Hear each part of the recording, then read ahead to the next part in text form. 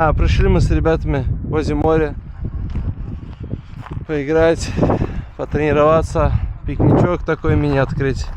Сейчас скоро будем чай пить. Çay süzmüşük. Süper, dəniz ayağı. Tərtəmizdir.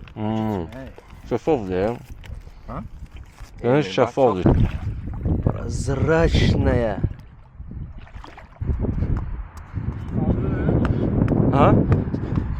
O.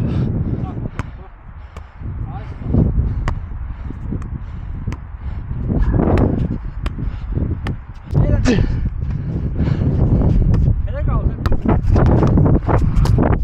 Şişe. Koyma. Takip.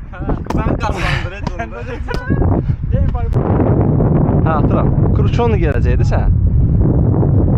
Görürsən? Oba! Ha, biraz daha. Oba! İdmandı. Oba! Tuttum ha! Hop, geçe. Biraz bırak. Gelsin bu yana. Oba! Geçe! Oo! Bir tane de yoxlayaq. Yaşa, bir tane de. Gələcək. Görüşürüz.